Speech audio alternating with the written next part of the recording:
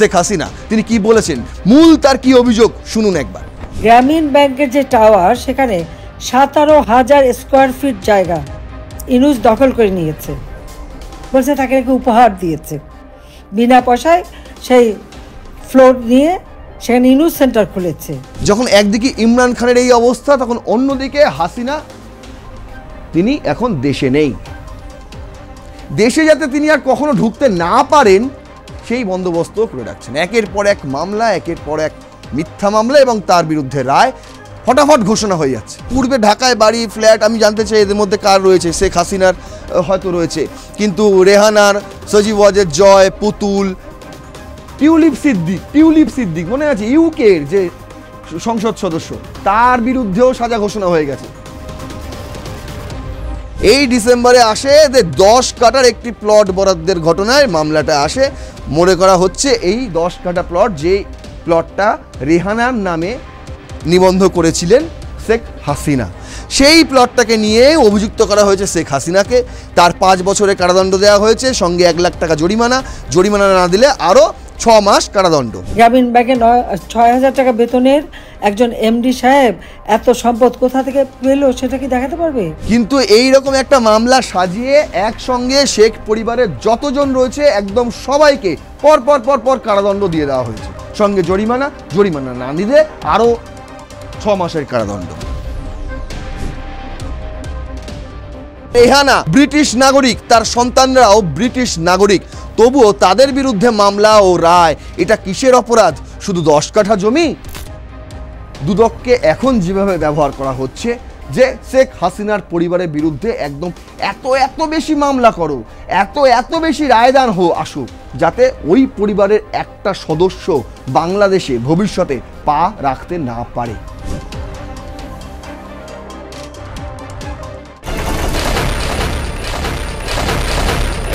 পাকিস্তানে chief of defence force হয়ে গিয়েছেন আসিম মনির, সঙ্গে তিনি ফিল্ড মার্শালও ছিলেন।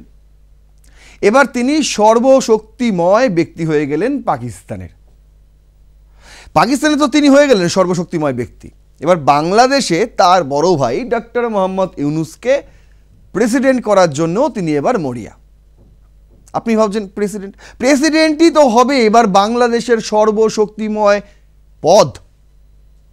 যে নির্বাচিত হয়ে আসবেন, প্রধানমন্ত্রী হবেন, তিনি ওই শেহবাজ শরীফের মতনই হয়ে যাবেন। পাকিস্তানে যেমন শেহবাজ শরীফের অবস্থা আজ, তিনি প্রধানমন্ত্রী বটে, কিন্তু ওই প্রধানমন্ত্রী পদটাই তার রয়েছে, বাকি কোনো কার্যক্ষমতা আর তার কাছে রইল না। কার কাছে চলে গেল? আসিম মনিরের কাছে। আর এই মুহূর্তে প্রধান উপদেষ্টা বাংলাদেশের ডক্টর মোহাম্মদ ইউনূস, তিনিও ক্ষমতা কুক্ষিগত করে রেখেছেন এবং মনে মনে এটাই ভেবে রেখেছেন যে এবার জুলাই সনদ বাস্তবায়ন করব, প্রেসিডেন্সিয়াল পদটাকে সর্বশক্তিময় পদ করে দেওয়া হবে এবং পরবর্তী ক্ষেত্রে আমি প্রেসিডেন্ট হয়ে যাব। সে যেই জিতে আসুক, যেই প্রধানমন্ত্রী হোক, ওই নামেই প্রধানমন্ত্রী থাকবেন, সমস্ত ক্ষমতা আমার হাতেই থাকবে। ঠিক যেইভাবে আসিম মনির পাকিস্তানকে চালানোর চেষ্টা করছেন, ঠিক সেইভাবেই ডক্টর মোহাম্মদ ইউনূসকেও অ্যাসাইনমেন্ট দেওয়া হয়েছে যে আপনিও বাংলাদেশে একই কার্যসিদ্ধি চালিয়ে যান। বুঝতে পারছেন? যেভাবে আজকে তো শেহবাজ শরীফ, ঠুটো জগন্নাথ, ভুট্টো পরিবারকে ছেড়েই দিন, কিচ্ছু নেই তাদের। আর জারদারি যিনি প্রেসিডেন্ট রয়েছেন, তাকে নিয়ে কোনো কথা বলার মতন অবকাশ নেই। তাহলে এই মুহূর্তে আসিম মনিরের প্রতিদ্বন্দ্বিতা কে করতে পারে? তিনি একমাত্র ইমরান খান, এবং তাকেই জেলে বসিয়ে রেখে দেওয়া হয়েছে। তার বিরুদ্ধে অত্যাচার, মানসিক নির্যাতন এবং বলা হচ্ছে নাকি তাকে যাতে মানসিক বিকারগ্রস্ত হয়ে যায় তার জন্য তাকে ওষুধও দেওয়া হচ্ছে। বুঝতে পারছেন? যখন একদিকে ইমরান খানের এই অবস্থা, তখন অন্যদিকে হাসিনা তিনি এখন দেশে নেই। দেশে যাতে তিনি আর কখনো ঢুকতে না পারেন সেই বন্দোবস্ত করে রাখছেন। একের পর এক মামলা, একের পর এক মিথ্যা মামলা এবং তার বিরুদ্ধে রায় ফটাফট ঘোষণা হয়ে যাচ্ছে। জানুয়ারিতে মামলা রুজু হয়েছে, ডিসেম্বর আসতে না আসতেই মামলার রায় ঘোষণা শেষ। মানে বুঝতে পারছেন, 1 বছরের মধ্যে সব কিছু শেষ। আপনার সাধারণ বাসিন্দা যারা বাংলাদেশের, আপনাদের তো অনেক মামলা মোকদ্দমা রয়েছে। আপনারা বলুন তো, কোনো মামলা মোকদ্দমা 1 বছরের মধ্যে নিষ্পত্তি হয়েছে বাংলাদেশের? একটা উদাহরণ দিয়ে দিন, কমেন্টে লিখুন, তার সঙ্গে আমি নিজে যোগাযোগ করব।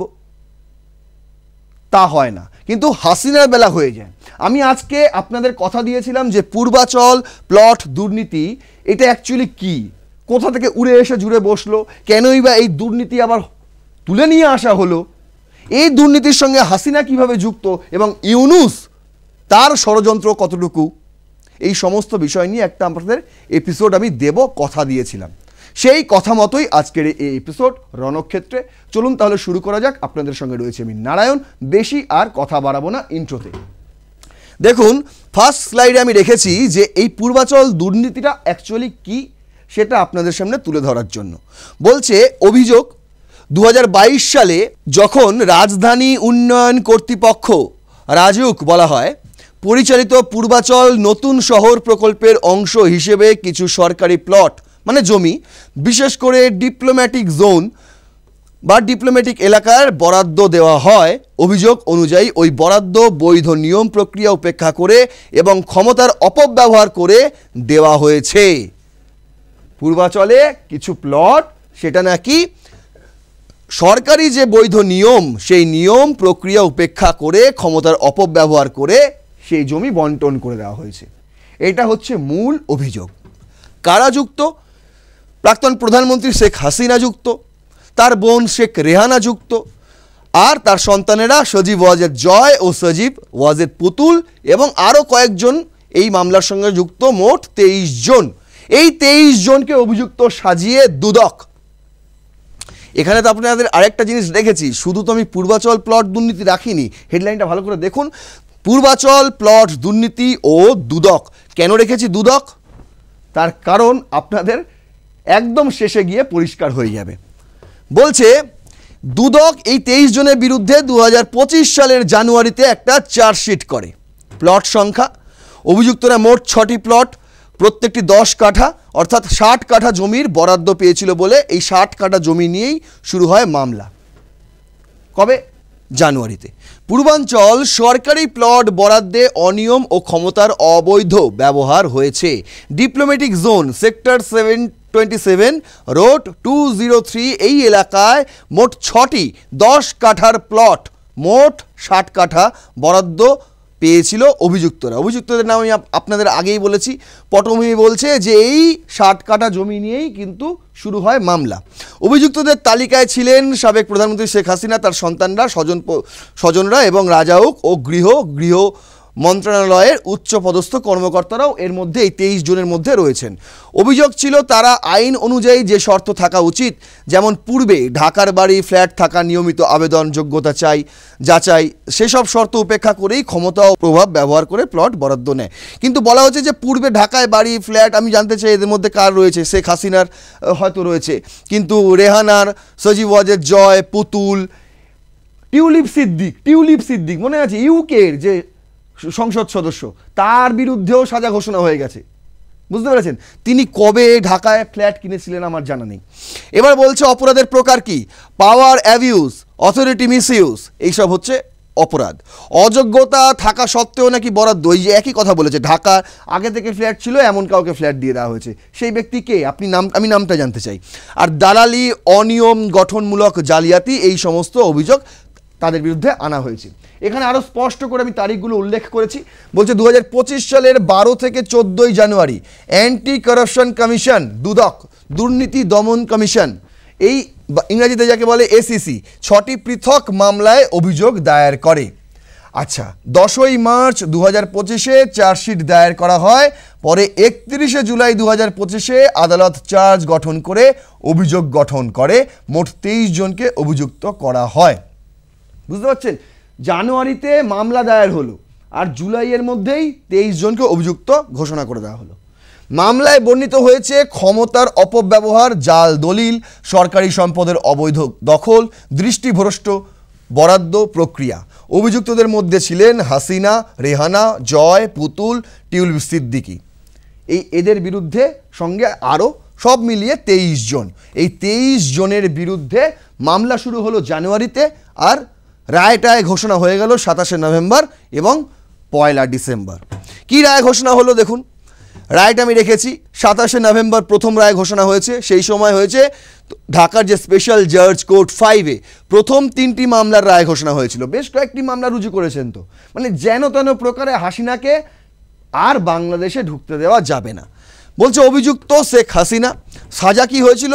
মোট 21 বছরের সাজা হয়েছিল, মানে প্রতি মামলায় 7 বছর করে, 3টি মামলায় 7 বছর করে জেল দেওয়া হয়েছিল, মোট 21 বছর সাজা, সঙ্গে 3 লাখ টাকা জরিমানা, প্রতি মামলায় 1 লাখ টাকা করে, 3টি মামলা যেহেতু তাই 3 লাখ টাকা জরিমানা না দিলে অতিরিক্ত 18 মাস কারাদণ্ড, মানে 6 মাস করে, 3টি মামলায় 6 মাস 6 মাস 18 মাস, টোটাল 3 6 18 মাস তাকে আরও কারাদণ্ড বাস করতে হবে যদি এই জরিমানা তিনি না দেন। তার আগেই কিন্তু মানব অধিকার লঙ্ঘনের জন্য আইসিটি শেখ হাসিনাকে মৃত্যুদণ্ডের সাজা শুনিয়ে দিয়েছিল। তারপরে পরে এই সমস্ত সাজা আবার আসছে, যেটা পূর্বাচল প্লট দুর্নীতি। বলছে ওয়াজেদ জয়, হাসিনার ছেলে, তারও 5 বছরের সাজা হয়েছিল, তাকেও 1 লাখ টাকা জরিমানা করা হয়েছিল, জরিমানা না দিলে 6 মাস অতিরিক্ত কারাদণ্ড তাকেও। আচ্ছা, মেয়ে পুতুল, তারও 5 বছর কারাদণ্ড, 1 লাখ টাকা জরিমানা, জরিমানা না দিলে অতিরিক্ত কারাদণ্ডের কথা এখানেও ঘোষণা করা হয়েছিল। অন্যান্য অভিযুক্ত যারা ছিল তারাও বিভিন্ন সাজা পেয়েছে, কিছু সাধারণকেও সাজা দেওয়া হয়েছে, যদিও কয়েকজনই রায় থেকে বঞ্চিত হয়েছে। বলা হচ্ছে একজন নাকি একদম পূর্ণ খালাস পেয়ে গেছেন, তার বিরুদ্ধে কোনো রকম অভিযোগ প্রমাণিত হয়নি, আর একজনকে তো ইতিমধ্যে জেলেই রেখে দেওয়া হয়েছে, তিনি জেলেই আছেন, তাকে একমাত্র বন্দী একজন রয়েছেন, তাছাড়া বাকি সবাই পলাতক এই মামলায় যারা যারা অভিযুক্ত। এবার দ্বিতীয় রায় আসে কবে? 1 ডিসেম্বর। এই ডিসেম্বরে আসে 10 কাঠার একটি প্লট বরাদ্দের ঘটনায় মামলাটা আসে। মনে করা হচ্ছে এই 10 কাঠা প্লট, যে প্লটটা রেহানার নামে নিবন্ধ করেছিলেন শেখ হাসিনা, সেই প্লটটাকে নিয়ে অভিযুক্ত করা হয়েছে শেখ হাসিনাকে। তার 5 বছরের কারাদণ্ড দেওয়া হয়েছে, সঙ্গে 1 লাখ টাকা জরিমানা, জরিমানা না দিলে আরও 6 মাস কারাদণ্ড। রেহানাকে তো অবশ্যই সাজা ঘোষণা করা হয়েছে, তারও 7 বছরের কারাদণ্ড, 1 লাখ টাকা জরিমানা, এবং জরিমানা না দিলে আরও 6 মাস কারাদণ্ড। এবার টিউলিপ সিদ্দিক, তিনি হচ্ছেন হাসিনার নাতনি, একজন ব্রিটিশ এমপি, তার বিরুদ্ধেও 2 বছরের কারাদণ্ড সাজা ঘোষণা করে দেওয়া হয়েছে, 1 লাখ টাকা জরিমানা, জরিমানা না দিলে 6 মাস কারাদণ্ড। আরও যে 14 জন অভিযুক্ত প্রত্যেককে 5 বছরের কারাদণ্ড দেওয়া হয়েছে, জরিমানা 40 থেকে 50 জনের মধ্যে। একই রায়ে শেখ রেহানার ওই 10 কাঠার প্লট বাতিলও ঘোষণা করে দেওয়া হয়েছে, বলছে ওই 10 কাঠার প্লট শেখ হাসিনা বোন শেখ রেহানা পাবেন না। বোঝা গেল, মানে একটা দুর্নীতি, পূর্বাচল প্লট দুর্নীতি, নাম দেওয়া হয়েছে দুর্নীতি, আদৌ দুর্নীতি কিনা আমি জানি না। তার কারণ আপনাকে আমি শোনাবো শেখ হাসিনার বক্তব্য, তিনি এই বিষয়টাকে কিভাবে দেখছেন, কি বলছেন, সেটা আমি আপনাদের শোনাবো। কিন্তু এই রকম একটা মামলা সাজিয়ে একসঙ্গে শেখ পরিবারের যতজন রয়েছে একদম সবাইকে পর পর পর পর কারাদণ্ড দিয়ে দেওয়া হয়েছে, সঙ্গে জরিমানা, জরিমানা না দিলে আরও 6 মাসের কারাদণ্ড। দেখুন, বলছে এরপর শেখ হাসিনার প্রতিক্রিয়া, তিনি এই পূর্বাচল প্লট দুর্নীতির রায় শুনে কি বলেছেন। পরিবারের বিরুদ্ধে মামলা ও শাস্তি নিয়ে তিনি বলছেন যে তার ছেলে মেয়ে বা বোন শেখ রেহানা কখনো বাংলাদেশের রাজনীতি, ব্যবসা বা প্রশাসন থেকে কোনো সুবিধা নেয়নি। তারা দেশে এসে কিছু দাবিও করেছে, প্রভাব খাটিয়েছে, হাওয়া ভবন খুলে কমিশন খেয়েছে, এমনও কোনো অভিযোগ নেই। তাহলে তা সত্ত্বেও তাদের বিরুদ্ধে হত্যা মামলা, সাজা, এটিকে তিনি অযৌক্তিক ও রাজনৈতিক বলে দাবি করছেন। তার বক্তব্য শুনুন। বলছে, আমার বিরুদ্ধে 450টিরও বেশি মামলা দেওয়া হয়েছে। হত্যা মামলা যাদের কথা বলা হয়েছিল তাদের অনেকেই পরে জীবিত পাওয়া গেছে, মানে যাদেরকে মেরে ফেলার জন্য তার বিরুদ্ধে এই ধরনের রায় টায় হয়েছে, মামলা টামলা দেওয়া হয়েছে, দেখা গেছে তারা এখনও জীবিত। বুঝতে পারছেন, যাদেরকে খুন করার জন্য তার বিরুদ্ধে মামলা দেওয়া হয়েছে তারা এখনও জীবিত। এবার দেখুন, কেউ দুর্ঘটনায় মারা গেছে, সেক্ষেত্রেও নাকি বলছে খুন করা হয়েছে, যারা অ্যাক্সিডেন্টে মারা গেছে তাদেরকেও নাকি খুন করা হয়েছে, এমনটাই বক্তব্য ডক্টর মোহাম্মদ ইউনূসের, অন্তর্বর্তী সরকারের। তিনি বলছেন, আমার ছেলে মেয়ে তারা কিচ্ছু চায়নি, বরং আমি তাদের জোর করে পূর্বাচলে তাদের 10 কাঠা করে জমি দিয়েছিলাম। আজ মনে হয় এটাই আমার ভুল, সবচেয়ে বড় ভুল, যে আমি নিজে থেকে তাদেরকে 10 কাঠা করে জমি দিয়েছিলাম। তারা তো আসেওনি কখনো, তারা তো দাবিও করেনি কখনো বাংলাদেশে কোনো কিছু, 1 পয়সা তারা চায়নি। কি তিনি নিজে থেকে ভালোবেসে ছেলে এবং মেয়েকে 10 কাঠা করে জমি দিয়েছিল, তাতেই সমস্যার শুরু হয়ে গেছে। সেই 10 কাঠা জমিকেই আজ অপরাধ বানানো হচ্ছে। শেখ হাসিনা নিজে এই কথা বলছেন, বলছে রেহানা ব্রিটিশ নাগরিক, তার সন্তানরাও ব্রিটিশ নাগরিক, তবুও তাদের বিরুদ্ধে মামলা ও রায়। এটা কিসের অপরাধ? শুধু 10 কাঠা জমি, শুধু 10 কাঠা জমি। আর ডক্টর মোহাম্মদ ইউনুস, তারও তো 4080 কাঠা জমি রয়েছে পূর্বাচলে। কে করছেন এই অভিযোগ? শেখ হাসিনা নিজে করছেন। তিনি বলছেন ডক্টর মোহাম্মদ ইউনুসের সম্পদ ও জমি নিয়ে পাল্টা অভিযোগ। বলছে পূর্বাচল, উত্তরা, চট্টগ্রাম বহু লোকেশনে তার সম্পত্তি রয়েছে। শুধুমাত্র পূর্বাচলেই 4080 কাঠা জমি রয়েছে। 4080 কাঠা জমি রয়েছে শুধুমাত্র পূর্বাচলে। কার? ডক্টর মোহাম্মদ ইউনুসের। উত্তরায় রয়েছে 300 কাঠা জমি, চট্টগ্রামে রয়েছে 87 কাঠা জমি। গ্রামীণ ব্যাংক টাওয়ারে 1700 বর্গফুট এলাকায় উপহার দাবি করে দখল করা হয়েছে। নিজেই নিজেকে উপহার দিয়ে দিয়েছেন, বুঝতে পেরেছেন? গ্রামীণ ব্যাংক টাওয়ারে 1700 বর্গফুট এলাকা তিনি আগে দখল করে নিয়েছেন। দখল করে নিয়ে অন্তর্বর্তী সরকার দখল করে নিয়েছে। দখল করে নিয়ে অন্তর্বর্তী সরকার এবার গ্রামীণ ব্যাংকে সেই জমি দিয়েছে। অন্তর্বর্তী সরকারের প্রধান উপদেষ্টা ডক্টর মোহাম্মদ ইউনুস, আর গ্রামীণ ব্যাংকের এমডি ডক্টর মোহাম্মদ ইউনুস। আপনি বুঝতে পারছেন, নিজেই নিজেকে জমি উপহার দিয়ে দিয়েছেন। এবার 9 কোটি টাকার অ্যাপার্টমেন্টও রয়েছে তার।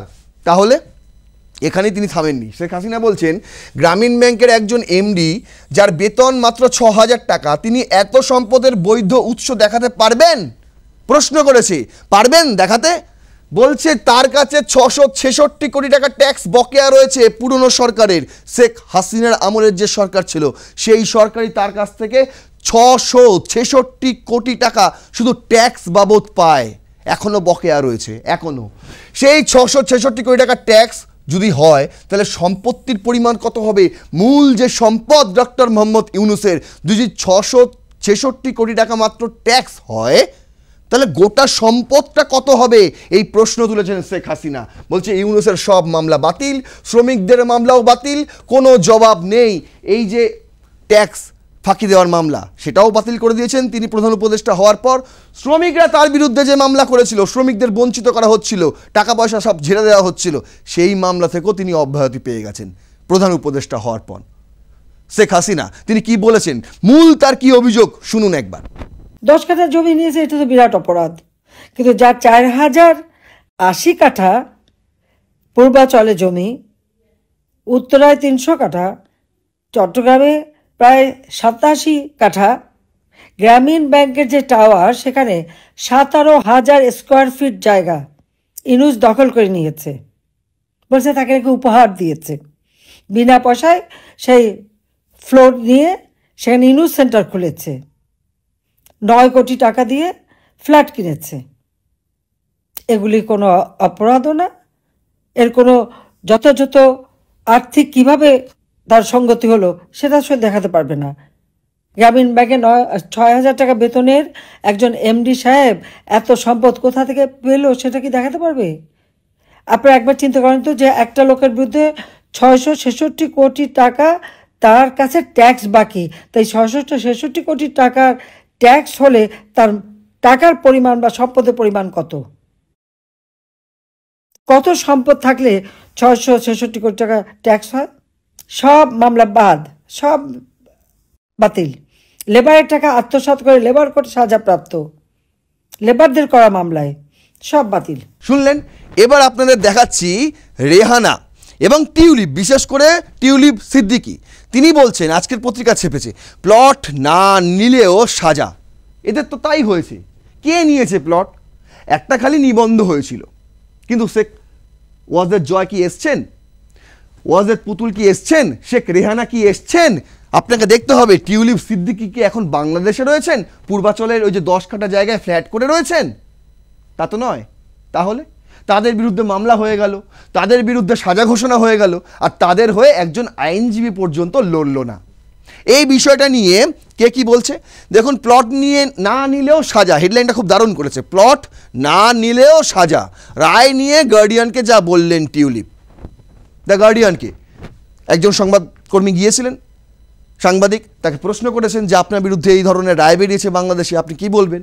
তিনি বলছেন যে রায় ঘোষণার পর গার্ডিয়ানকে দেওয়া প্রতিক্রিয়ায় টিউলিপ সিদ্দিক বলেন, এই রায় অবজ্ঞা পাওয়ার যোগ্য এবং সেটাই পাবে, কেউ গ্রাহ্যই করবে না এই রায়।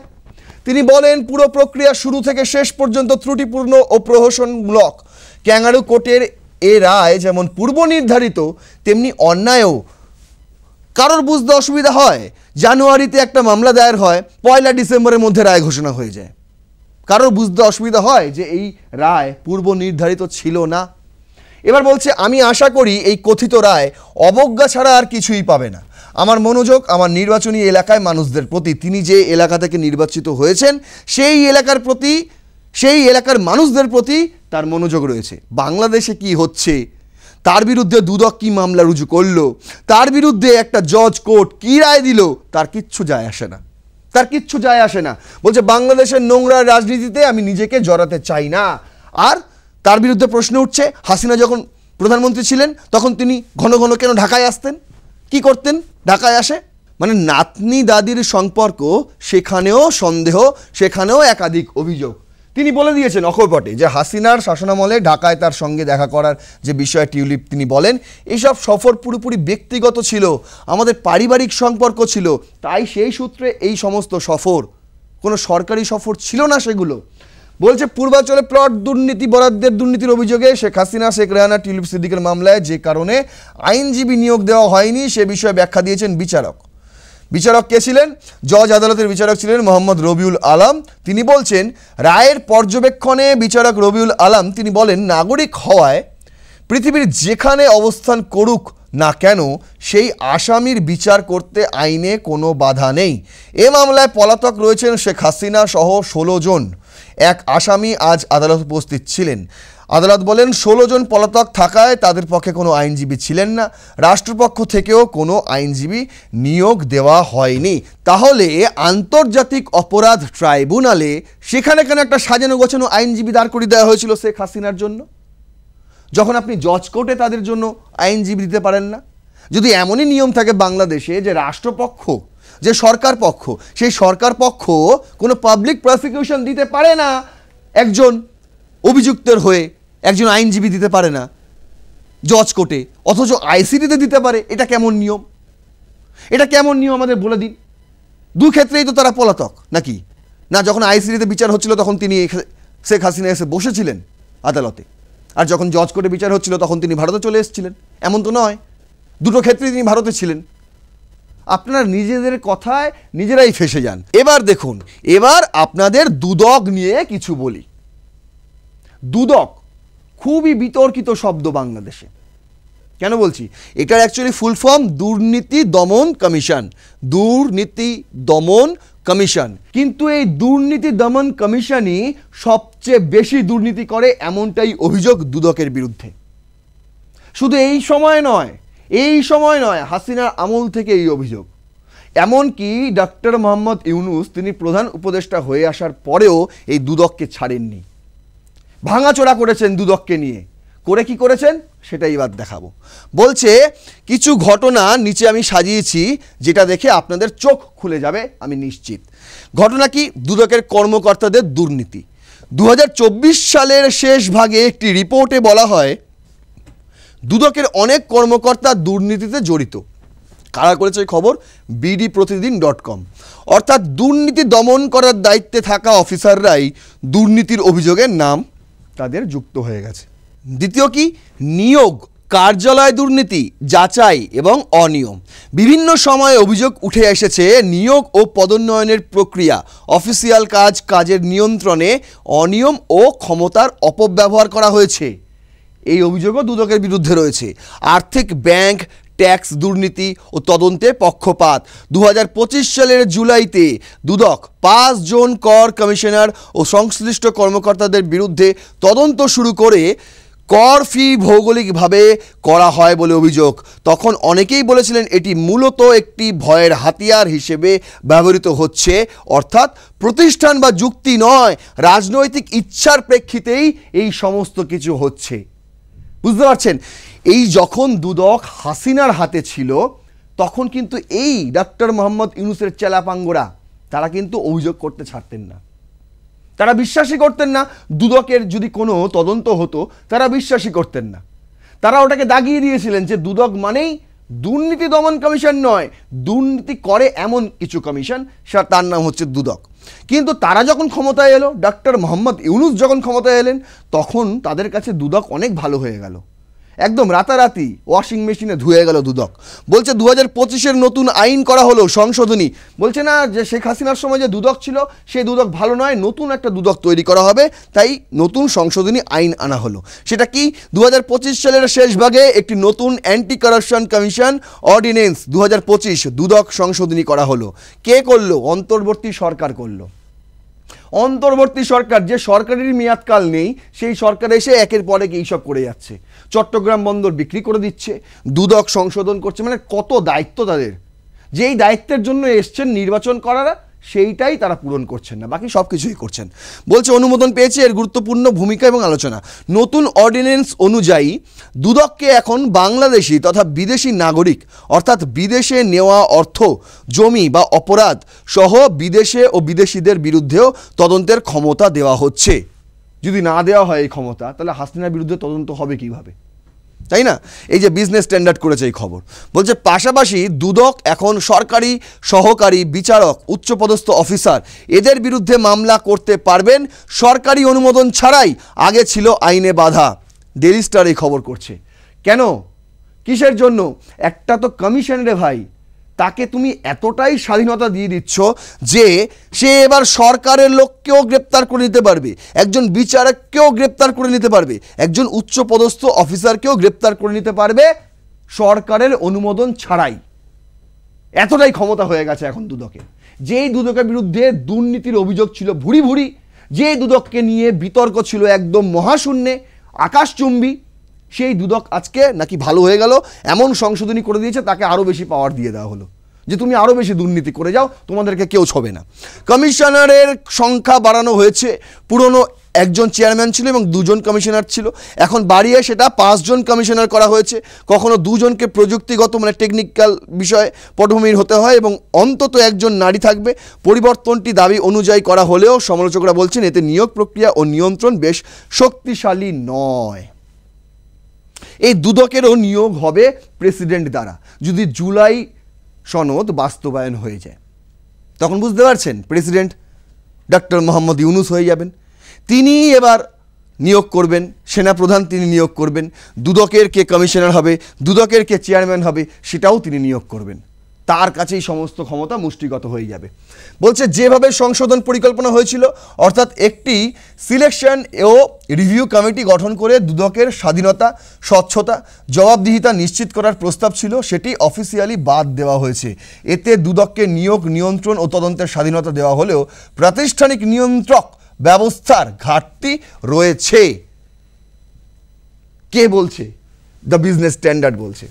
কেন সমালোচনা? তার কারণ সংস্থার স্বচ্ছতা, জবাবদিহিতা বাড়ানোর পরিবর্তে নিয়োগ ক্ষমতা কেন্দ্রীকরণের অভিযোগ সব এক হাতে চলে এসছে, সব কেন্দ্রীকরণ হয়ে গেছে। একজনই সব কিছু ডিসিশন নেবেন, তিনি হচ্ছেন কে? ডক্টর মোহাম্মদ ইউনুস, পাকিস্তানের আসিম মুনিরের মতো। বিদেশি বা বিদেশে থাকা নাগরিক, দেশীয় অফিসার অর্থাৎ সংবেদনশীল ও আন্তর্জাতিক লেনদেনের বিষয়গুলোতে দুদকের নিয়ন্ত্রণ বাড়ানোর ফলে রাজনৈতিক ও জনগণের নজরদারি কমে যেতে পারে। বুঝতে পারছেন? যেহেতু নিয়োগ ও নিয়ন্ত্রক মেকানিজম, সিলেকশন কমিটি ইত্যাদি বাদ পড়েছে, তাই অভিযোগ উঠে নিজেদের পুরনো পরিচিতিও এবং রাজনৈতিক দৃষ্টিকোণ থেকে নিয়োগ ও বিচার সামিল হতে পারে, যা স্বাধীনতা ও ন্যায্য বিচারকে প্রশ্নবিদ্ধ করবে। মানে ডক্টর মোহাম্মদ ইউনুস যাকে চাইবেন তাকেই নিয়োগ দিয়ে দিতে পারেন, কোনো রকম সিলেকশন কমিটি আর থাকছে না। অনেকে বলছেন এটি একটি বড় সরকারের হাতিয়ার, যা সরকার প্রধানরা চাইলে অপপ্রচারের কাজে ব্যবহার করতে পারবে। এখন যেটা হচ্ছে, দুদককে এখন যেভাবে ব্যবহার করা হচ্ছে, যে শেখ হাসিনার পরিবারের বিরুদ্ধে একদম এত বেশি মামলা করো, এত বেশি রায়দান আসুক, যাতে ওই পরিবারের একটা সদস্য বাংলাদেশে ভবিষ্যতে পা রাখতে না পারে। বুঝতে পারছেন ষড়যন্ত্রটা ঠিক কোনখানে? কেন এই পূর্বাচল দুর্নীতি, প্লট দুর্নীতি? আর ডক্টর মোহাম্মদ ইউনুসের যে 4080 কাঠা জমি রয়েছে পূর্বাচলে, তার হিসেব রয়েছে দুদকের কাছে, সেই নিয়ে মামলা রুজু হয়েছে। তার যে 666 কোটি টাকা ট্যাক্স বকেয়া রয়েছে, সেই নিয়ে মামলা করেছে দুদক। 666 কোটি টাকা তো আর হাসিনার নয়, ওটা তো বাংলাদেশের সাধারণ মানুষের টাকা। সেই টাকা কি উদ্ধার করবে না দুদক? করবে না উদ্ধার? বুঝতে পারছেন কার হয়ে কাজ করছে এই কমিশন, কিভাবে কাজ করছে এই কমিশন, কিভাবে রাজনৈতিক উদ্দেশ্য চরিতার্থ করছে এই কমিশন? আজ কিছুই চোখের আড়ালে নয়। তাই আপনাদের এই এপিসোডটির মাধ্যমে আরও একবার চোখ খুলে দেওয়ার চেষ্টা করলাম। এখনো সময় আছে, এখনো সময় আছে। সরকারকে বলুন, আপনাদের প্রশ্ন সরকারের কাছে তুলে ধরুন, জবাবদিহি চান। না হলে একদিন বাংলাদেশও হয়ে যাবে পাকিস্তানের মতো। সেই দিন আর বেশি দূরে নেই। ফেব্রুয়ারি পর্যন্ত আপনাদের অপেক্ষা করতে হবে না, হয়তো যদি জুলাই সনদ তার আগেই বাস্তবায়ন হয়ে যায়। বুঝতে পারছেন? এই ভিডিওটি ইনফরমেটিভ লাগলে অবশ্যই শেয়ার করুন, কমেন্ট করুন, আপনাদের মতামত জানান, লাইক করুন ভিডিওটি এবং সাবস্ক্রাইব করুন আর প্লাস নিউজ 24x7। দেখতে থাকুন রণক্ষেত্র। জয় হিন্দ, বন্দে মাতারাম।